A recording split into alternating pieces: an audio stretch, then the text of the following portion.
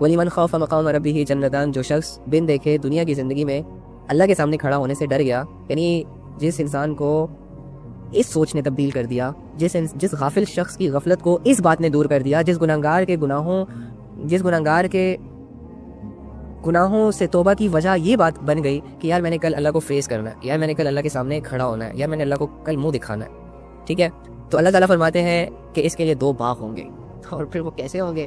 کم سے کم دنیا سے تو اچھے ہوں گے، اور ایک دفعہ نہیں، اگر دنیا کو، ساری دنیا کو، اپنے گھر کو نہیں، اپنے محلے کو نہیں، یا وہ جگہ جو صرف تمہیں اچھی لگتی ہے، سوئٹزرلینڈ، یہ نہیں، ساری دنیا، اور ساری دنیا کی جتنی بھی خوبصورتیاں ہیں ان کو اربوں ٹائم ملٹی پلائی کرو، تب بھی جا کے جنت کے ایک باغ کا مقابلہ نہیں ہوگا، ایک درخت کا مقابلہ نہیں ہوگا۔ تو اللہ تمہیں صرف اتنی سی اسٹرگل پر کہ تم اپنے آپ کو بدل دو، تم تنہائی کے گناہوں کو چھوڑ دو، تم اللہ سے ڈر جاؤ، یہ جتنی زندگی تمہاری بچی ہے یہ اللہ کے نام کر دو اور اچھے طریقے سے زندگی کو گزارو، اللہ رب العزت تمہیں اتنا بڑا ریوارڈ دینے والے۔ اب اگر تمہیں یقین ہوگا کہ ہاں یار اللہ دیں گے، تب جا کے یہ بات تمہارے دل پر اثر کرے گی، نہیں تو پتہ ہے شیطان تمہیں کیا سمجھائے گا، نہیں یار تم کہاں اس لائق بن سکتے ہو۔ اچھا اگر تم اس لائق نہیں بن سکتے تو پھر یہ بھی کہہ دو کہ قرآن میرے لیے نہیں ہے، پھر یہ بھی کہہ دو کہ میں اللہ کا بندہ نہیں ہوں۔ تو جب تم یہ مانتے ہو نا کہ میں اللہ کا بندہ ہوں، میں بھی قرآن سے فائدہ اٹھا سکتا ہوں، تو قرآن ہی میں یہ بات لکھی ہے، اور تم اس دنیا میں اللہ کی مرضی سے آئے ہو تو تم بھی ویسا بن سکتے ہو، تم بھی اللہ سے یہ ساری چیزیں لے سکتے ہو۔ یہ شیطان نے تمہیں صرف اللہ کی عطاؤں سے محروم رکھا ہوا ہے جو اس کا کام ہے، تو تم نے یقین اللہ پہ کرنا ہے، شیطان پہ نہیں کرنا۔ یہ نہ نہیں ہوگا، کیسے ہوگا، یہ ساری چیزیں شیطان تمہارے مائنڈ میں ڈالتا ہے، کیسے ہوگا، کب ہوگا، کون کرے گا، یہ اللہ پہ چھوڑ دو، اور تمہیں یقین اللہ پہ ہونا چاہیے۔ جب اللہ کہہ رہا ہے نا کہ دوں گا تو بس پھر دے گا۔ یہ نہ والی چیز اور مشکل لگنے والی چیز اور یہ اوکڑ لگنے والی چیز یہ نہیں آنی چاہیے تھی دل میں، لیکن ایمان کمزور ہے، شیطان سے زیادہ متاثر ہے، شیطان کی باتوں پر زیادہ یقین آتا ہے، جیسے کہ شیطان کہتا ہے کہ او ہو تم سے تو گناہ ہو گیا، اب اللہ تمہیں معاف نہیں کرے گا، ہم یقین کر لیتے ہیں، اسی لیے تو توبہ نہیں کرتے، اسی لیے تو مایوس ہو جاتے ہیں، اسی لیے تو لوگوں سے کوسچنز کرتے ہیں جاننے کے باوجود کہ اللہ غفور الرحیم ہے، کہ یار میری توبہ قبول ہوگی کہ نہیں ہوگی، یقین نہیں ہوتا اللہ پر۔ شیطان پر یقین آ جاتا ہے کہ جب شیطان دل میں وسوسہ ڈالتا ہے کہ تمہارے اس گناہ کے بعد توبہ شوبہ نہیں ہے، تمہارے پاس 10 دفعہ توبہ کا آپشن تھا، تم 10 دفعہ گناہ کر چکے، اب 11ویں دفعہ تمہارے پاس توبہ کا آپشن نہیں رہا، حتیٰ کہ اللہ رب العزت فرماتے ہیں کہ تمہارے آخری سانس تک میں تمہارے گناہوں کو معاف کرتا جاؤں گا، جب تم مجھ سے سچی توبہ کرو گے میں تب معاف کرتا جاؤں گا۔ اب اللہ کی اس بات کو یقین نہیں ہے، لیکن شیطان اگر بتا دینا کہ نہیں اللہ معاف نہیں کرے گا، یہ نہ والی جو سوچ ہوتی ہے نا اللہ کی رحمت کو لے کر، یہ شیطان کی طرف سے آتی ہے، مایوس کرنا چاہ رہا ہوتا ہے، دور کرنا چاہ رہا ہوتا ہے، اور کیونکہ وہ چاہتا ہے کہ پھر سے تم یہ گناہ کرو، تو شیطان پر زیادہ یقین ہے ہمیں۔ اب دیکھو نا بہت سارے لوگ یہ بھی کہتے ہیں کہ یار تنہائی میں شیطان گناہ کرواتا ہے، وہ عقل کے اندھے، تو شیطان کو اتنا پاورفل سمجھ لیا تم نے کہ وہ تم سے، یعنی تم اشرف المخلوق، شیطان تو اشرف المخلوق نہیں ہے۔ اشرف المخلوق کسے کہتے ہیں؟ ایک بادشاہ ہوتا ہے، بادشاہ کسے کہا جاتا ہے؟ جس کے انڈر سارے لوگ ہوں، جس کا حکم پوری دنیا پر چلے، تو تم اشرف المخلوق ہو، اور تم ہی اپنی وزیروں سے ڈر رہے ہو، اپنے ایڈوائزر سے ڈر رہے ہو، تو پھر تمہارے بادشاہ ہونے کا حق تم خود ہی نہیں نبھا رہے۔ تو شیطان کو تم کہتے ہو کہ یار جی شیطان گناہ کروا لیتا ہے تنہائی میں، اچھا اور وہ رب کے بارے میں تمہارا کیا خیال ہے جو تمہیں یہ کہہ رہا ہے وَهُوَ مَعَكُمْ أَيْنَمَا كُنتُمْ وَاللَّهُ بِمَا تَعْمَلُونَ بَصِيرٌ، کہ میرے بندے تو جہاں کہیں بھی ہوتا ہے، جس کنڈیشن میں بھی ہوتا ہے، جس سچویشن میں بھی ہوتا ہے، میں تمہارے ساتھ ہوں، اور تو جو کچھ بھی کرتا ہے میں اس کو دیکھتا ہوں۔ تو کیا تنہائی میں یہ چیز سمجھتا ہے کہ شیطان ساتھ ہے اس لیے گناہ کروا لیتا ہے اور اللہ ساتھ نہیں ہے اور اللہ تجھے گناہوں سے بچا نہیں سکتے؟ ایکچولی میں اللہ رب العزت تیری سوچ پر تجھے چھوڑ دیتے ہیں، تیری چوائس پہ تجھے چھوڑ دیتے ہیں۔ شیطان آئے گا تجھے گمراہ کرنے کے بہانے بتائے گا تنہائی میں، لیکن ساتھ تیرے ساتھ اللہ بھی کھڑا ہوگا، اللہ کے محافظ فرشتے بھی کھڑے ہوں گے جو تیرے ڈیسیجن کو دیکھیں گے، جو تیرے فیصلے کو دیکھیں گے کہ تو کیا کرنا چاہتا ہے، تو بچنا چاہتا ہے یا کرنا چاہتا ہے۔ تو پھر اگر دل کی گہرائیوں سے تو یہ سوچ لیتا ہے نا کہ میں نے بچنا ہے، تو پھر تجھے بچا لیا جاتا ہے۔ لیکن اگر تو یہ سوچ لیتا ہے نا کہ نہیں بچنا مشکل ہے، نہیں کر سکتا، نہیں، تو پھر اللہ تعالیٰ چھوڑ دیتے ہیں تجھے اپنے حال پہ، اور پھر شیطان کا کام تو آسان کر دیتا ہے۔ تو اینی ہاؤ اللہ کے ہونے کا یقین نہیں ہے تجھے تنہائی میں، لیکن تنہائی میں یہ دعویٰ تو کرتا ہے کہ شیطان گناہ کروا لیتا ہے، یعنی تو شیطان کو پاورفل سمجھتا ہے اور اللہ رب العزت کو کچھ نہیں سمجھتا۔ شیطان کے پاس تو اسے یہ اختیار دے رہا ہے کہ وہ تجھے گمراہ کرے، لیکن اللہ رب العزت کے پاس یہ طاقت، یہ اختیار نہیں ہے کہ تجھے گناہوں سے بچا سکے۔ ایکچولی میں تیرا بلیف جو ہے نا وہ تھوڑا سا ڈسٹریکٹ ہوا ہے، تیرا تھوڑا سا ڈسمس ہوا ہے، تو اپنے بلیف کو تھوڑا سا اسٹرانگ کر، تو اپنے آپ کو 100% اللہ کو سونپ دے، تو اللہ کے فیصلوں پر راضی رہے، اس کی پریکٹس کر، تو اللہ کے فیصلوں کے سامنے اپنا سر جھکا، بھلے تیرا نفس چاہے نہ چاہے، بھلے تیری عقل تسلیم کرے نہ کرے، پھر دیکھ تو کیسے کیسے فیصلے کرتا ہے۔ اوکے، تو اللہ سے دعا ہے کہ اللہ تعالیٰ ہمیں بھی ان لوگوں میں شامل کرے کہ جو لوگ بن دیکھے اپنے رب سے اس دنیا کی زندگی میں ڈرتے ہیں، اور ان کو یہ ڈر گناہوں سے بچا لیتا ہے، بے حیائیوں سے بچا لیتا ہے، اور ان کی زندگی کو ضائع ہونے سے بچا لیتا ہے۔ جب انسان بے حیائیوں سے بھی بچ گیا، گناہوں سے بھی بچ گیا، زندگی کو ضائع کرنے سے بھی بچ گیا، تو دوسرا آپشن تو اس کے پاس نیکیاں ہی رہ جاتی ہے، اللہ ہی رہ جاتا ہے، آخرت ہی رہ جاتی ہے، تو آٹومیٹکلی دل وہاں کھینچا چلا جاتا ہے۔ تو بس جی اللہ سے دعا ہے کہ جو کہا سنا اس پر عمل کرنے کی توفیق عطا فرمائے۔ تنہائی کے گناہ جس کو چھوڑنا بہت زیادہ ضروری ہے، کل بھی اس پہ بات ہوئی، آج بھی اس پہ بات ہوئی، کل بھی انشاءاللہ تنہائی ہی کے گناہوں پہ بات ہوگی، کیونکہ کہ جب تک ہم ہمارے دلوں میں یہ بات جڑیں مضبوط نہ کر لے کہ ہم نے پہلی فرصت میں پہلی پریکٹس میں دل سے اس چیز کی اسٹرگل کرنی ہے کہ خود کو تنہائی کے گناہوں سے آزاد کرنا ہے، اپنی تنہائیوں کو پاک کرنا ہے. اور کل میں آپ کو ایک ایسی حدیث سناؤں گا کہ اس کے بعد تو آپ کے دلوں میں تنہائی کے گناہوں کو کرنے کی خوف ڈیفینیٹلی پیدا ہو جائے گا اگر تم ایمان والے ہوئے، اگر تو تم اپنے آپ کو واقعی ہی گناہوں سے بچانا چاہ رہے ہو. اینی ہاؤ اللہ سے دعا ہے کہ اللہ تعالیٰ ہمیں ان باتوں پر عمل کرنے کی توفیق عطا فرمائے. دعا کر لیتے ہیں. اللهم إني أسألك بأن لك الحمد يا بديع السماوات والأرض يا حنان يا منان يا ذو الجلال والإكرام يا حي يا قيوم يا أرحم الراحمين يا رب العالمين يا أول أولين يا آخر آخرين يا ذي القوة المتين يا راحم المساكين. اے اللہ، اے تمام جہانوں کے مالک، اے تمام جہانوں کے خالق، اے تمام جہانوں کو پالنے والے، دیکھنے والے، سننے والے، جاننے والے، اے رب ہمیں معاف فرما. اے وہ ذات جو اپنی صفات میں کامل ہے، جو اپنی ذات میں کامل ہے، اے اللہ ہمیں معاف فرما.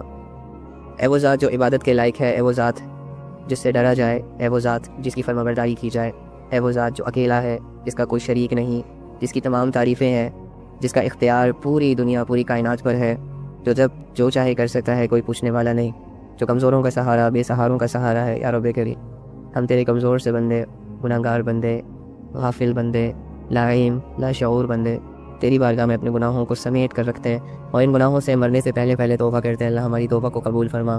اللہ تنہائی کے گناہ انسان کے سارے اعمال کو کھا جاتی ہے. اللہ تنہائی کے گناہ انسان کے ایمان کو خراب کر دیتی ہے. اللہ تنہائی کے گناہ انسان کو اپنے رب سے دور کر دیتی ہے. اللہ ہم ہو چکے دور. اللہ ہماری نیکیاں میں بھی ساری ضائع ہو گئی ہوں تنہائی کے گناہوں کی وجہ سے. اللہ ہمیں ان گناہوں کے شوق سے آزاد کر دے، ان گناہوں کی لذتوں سے آزاد کر دے، ان گناہوں کی نحوست سے آزاد کر دے. اللہ اگر کوئی شخص کسی بھی گناہ کا عادی بن چکا ہے، اس کے لیے وہ گناہ چھوڑنا مشکل ہے، لیکن اللہ تیرے لیے گناہ چھڑوانا آسان ہے.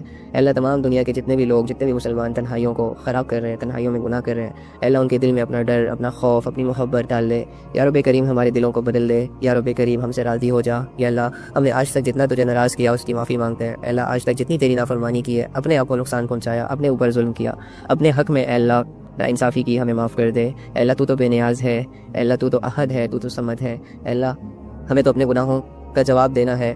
یا رب کریم آج اس دنیا میں زندہ رہتے رہتے ہی تجھ سے گناہوں کی معافی مانگتے ہیں، ہمیں معاف کر دے. جو لوگ اس دنیا سے چلے گئے ہیں وہ اپنے گناہوں کی معافی نہیں مانگ سکتے، ان کے لیے بھی معافی مانگتے ہیں. اللہ ان کے گناہوں کو بھی معاف کر دے. اے اللہ جو لوگ زندہ ہیں اور گناہوں میں مبتلا ہیں، یا رب کریم ان کے دلوں کو گناہوں سے موڑ دے، گناہوں سے پھیر دے، شیطان کی عبادت سے پھیر دے، شیطان کو دشمن اور تجھے اپنا دوست سمجھ کر تیری عبادت اور شیطان کی نافرمانی کرنے کی ان کو توفیق عطا فرما. اے اللہ جو جس مسئلے کو لے کر پریشان ہے، اللہ اس مسئلے کو تو حل فرما. جو جس بیماری کو لے کر اللہ پریشان ہے، بیماریوں میں ہے، اس بیماری کو دور فرما. یا رب کریم سب سے بڑا گھاٹا تجھے کھو دینا اور سب سے بڑا فائدہ تجھے پا لینا.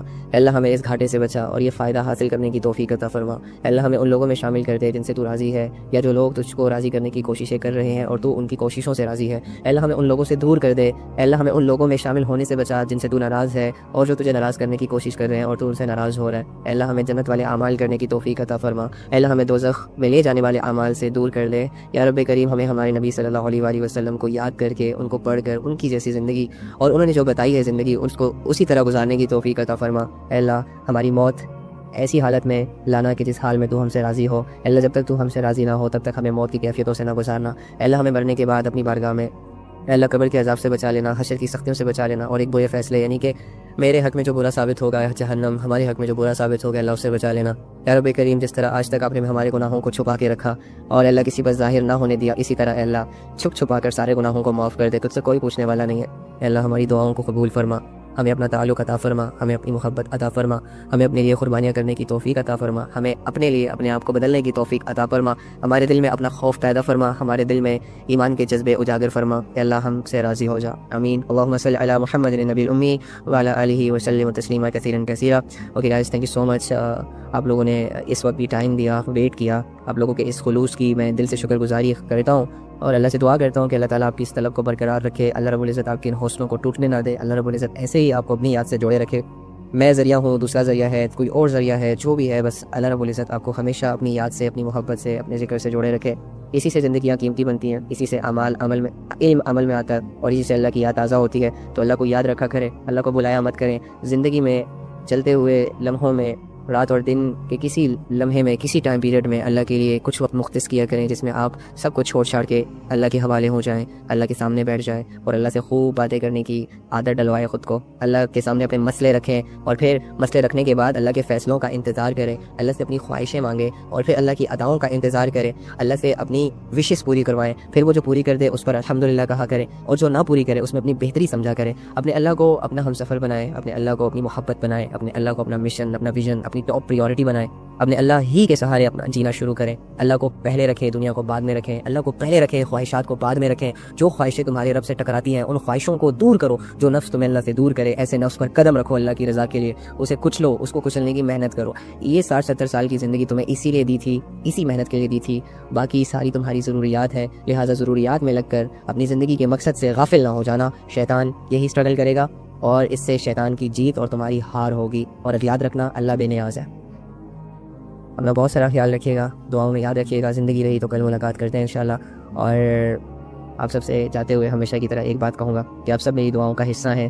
میں آپ سب کے لیے دل سے دعائیں کرتا ہوں. جو بھی مجھے جہاں سے سن رہا ہے اللہ کے لیے سن رہا ہے. میں اس نیت, اس خلوص کی قدر کرتا ہوں. جو بھی مجھے وقت دے رہا ہے اللہ کے لیے دے رہا ہے. میں اس وقت کو ایز اے امانت استعمال کرتا ہوں, ایز اے امانت سمجھتا ہوں اور اس میں خیانت کرنے سے ڈرتا ہوں. اس کے علاوہ میں آپ لوگوں سے اللہ کی رضا کے لیے محبت کرتا ہوں. اللہ سے دعا کرتا ہوں کہ اللہ تعالیٰ ہماری اس محبت کو خالص رکھے اور ہمیں بھی ان لوگوں میں شامل کر دے کہ جو لوگ عرش کے سائے کے نیچے ہوں گے. اس ریزن کی وجہ سے کیونکہ دنیا میں ان لوگوں نے آپس میں جو محبت رکھی, تعلق رکھا, وہ اللہ کے لیے رکھا.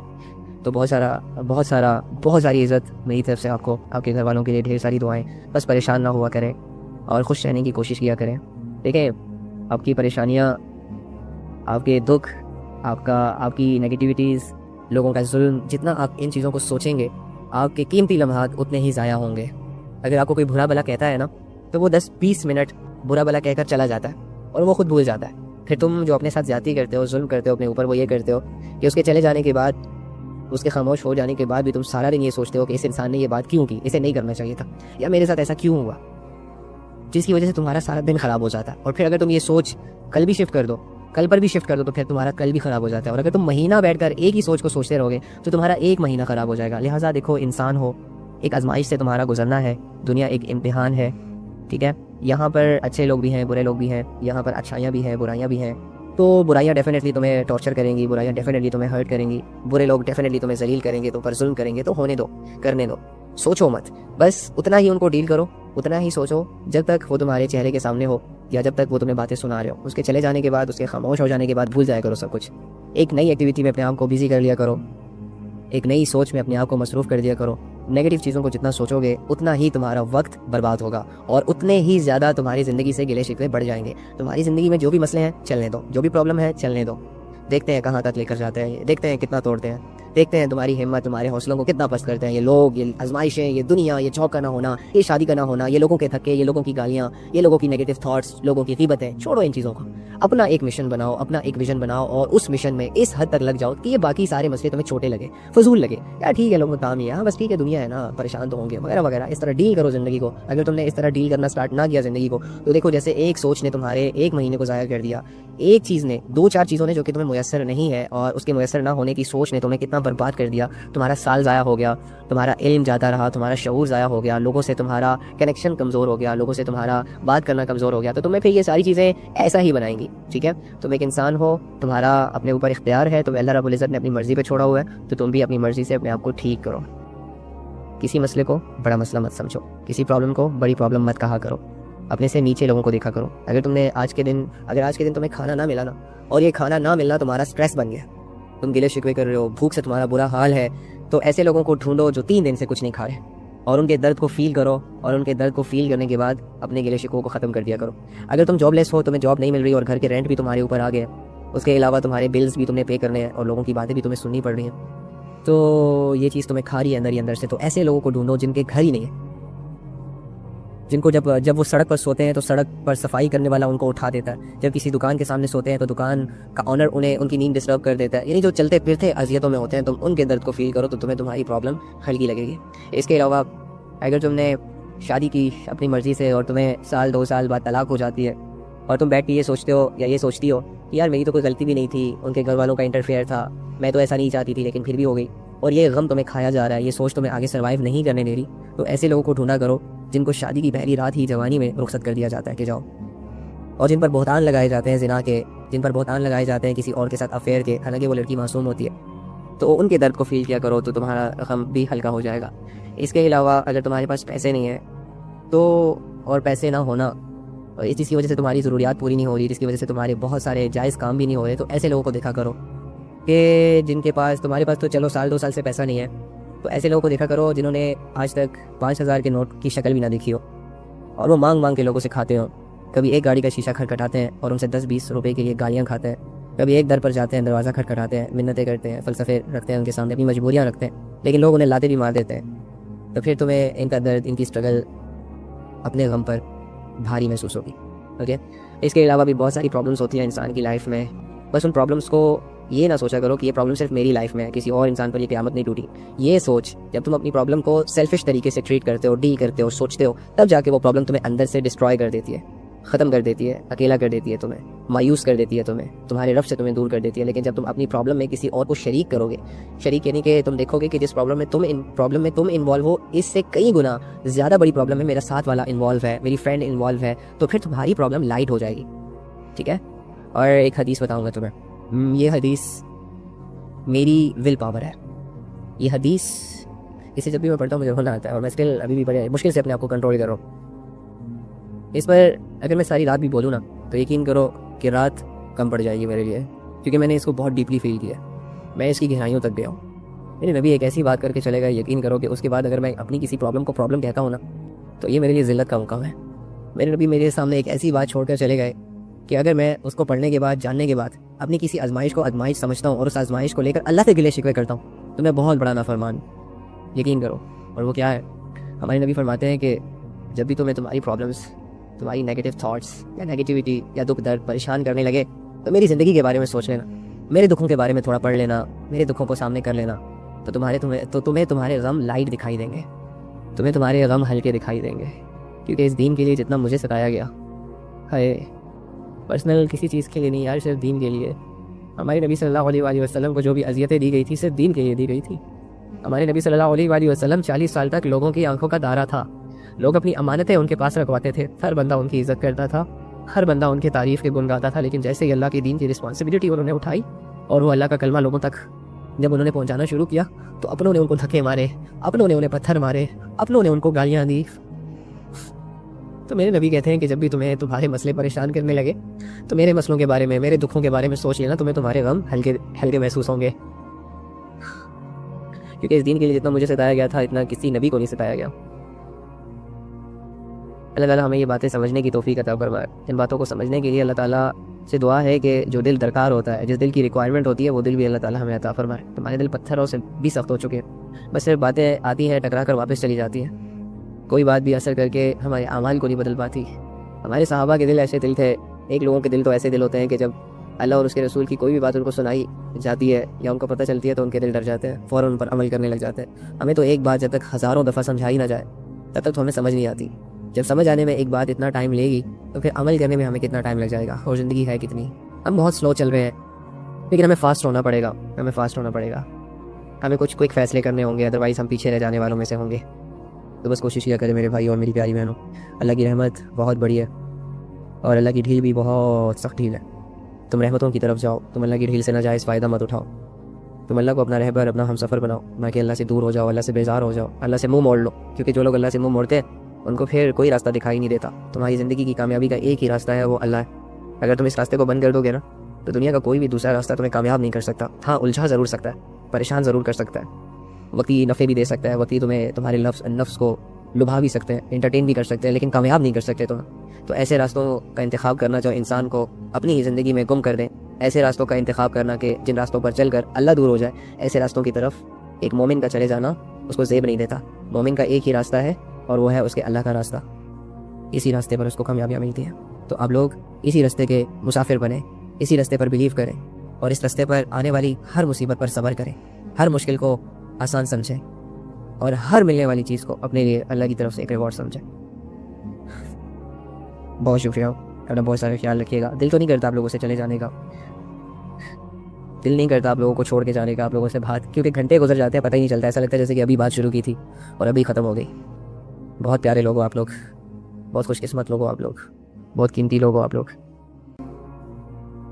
لیکن کیا کریں, جانا پڑتا ہے, چھوڑنا پڑتا ہے.